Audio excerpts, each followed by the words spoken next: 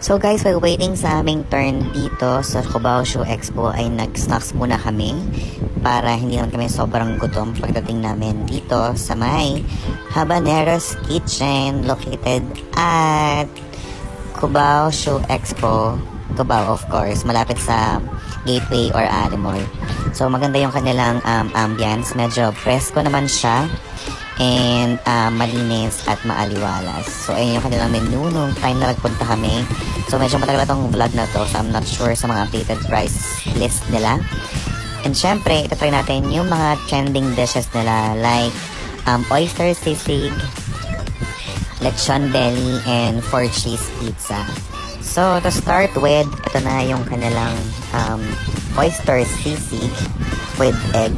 Grabe guys, sobrang sarap ito kasi ang crispy ng oyster, hindi siya malansa. Tamang-tama yung timpla, hindi mo na kailangan magdagdag parang kahit anong pampalasa. Kasi sobrang perfect na niya. Together with Coke, syempre. Baka naman Coca-Cola. Joke. So, syempre nag-order din kami ng kanilang 4 cheese pizza. And meron siya kasamang, I'm not sure kung ano yung sauce na to, pero parang medyo may pagka mango something siya na medyo spicy. Hindi ko sure kung anong tawag. And syempre, ang pinaka-finale namin ay ang lechon belly nila. Na nung time na nagpunta kami is, that's around mga 700-800 pesos ata. With buro and nag-add kami ng mustasa. And syempre, extra rice, hindi mawawala. So, ayun na guys. Let's see kung worth it pa talaga ang pagpila. Kaya tikiman na. So, ang una kong tinikman dito ay ang kanilang oyster sisig. So, grabe. Masarap siya. Yung sisig lang itself, sobrang sarap niya. Pero syempre, mas masarap to kapag may rice. Kita-kita nyo naman, nakadalawang subo ako ng rice dyan, diba? Sobrang panalo niya. As in.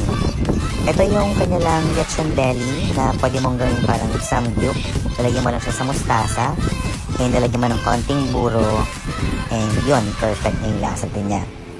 Yung kanilang 4 cheese, if you love cheese, this pizza is for you. Sobrang crispy nung kanilang crust. Tapos, hindi maalat yung kanilang pizza kahit 4 cheese pizza siya. And syempre, tinry ko din yung nag-trending before na lalagyan mo siya ng oyster. So, yan. Grabe, sobrang sarap ng combination nila. As in, hindi ko ma-explain. Parang, basta, sobrang sarap niya. 10 out of 10. And syempre, tatry din natin yung kanilang famous lechon belly. Grabe, napakasarap nito guys. Kasi, as in yung mga herbs and spices niya, hindi ko alam kung ano yung mga secret ingredients niya dyan. Pero sobrang nanood talaga siya sa laman. Ang crispy nung balat. Tapos, hindi ako mahilig sa taba. Kasi yung texture niya ayoko. Pero, ito, sobrang lambot ng taba. And, talagang napakasarap. At ang sarap niya sa kanin. Siyempre, Pinay tayo. Ayan. Talagang naiubos ko yung kanin and talagang naubos namin halos yung lechon. Kasi nga, yun yung pinakamasarap for us. Next dun is yung kanilang oyster. Yung last na yung pizza.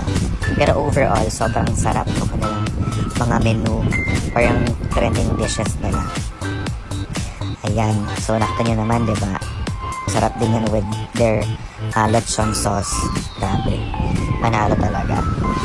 So, yun guys. Kung pupunta kayo dito sa may Habaneros Kitchen, I'm not sure kung ganun pa rin ba kahaba ang pila nila. Pero nung tayo na nagpunta kami, sobrang haba ng pila and ang hirap ng parking. So, I advise na agahan yung pumunta kasi mahirap ang parking at medyo mahabang pila nung tayo na nagpunta kami. So, yun lang guys. I hope you enjoy this video. And samahan niyo naman po ako ulit sa aking susunod na layas. Ito po ulit ang inyong kabiyas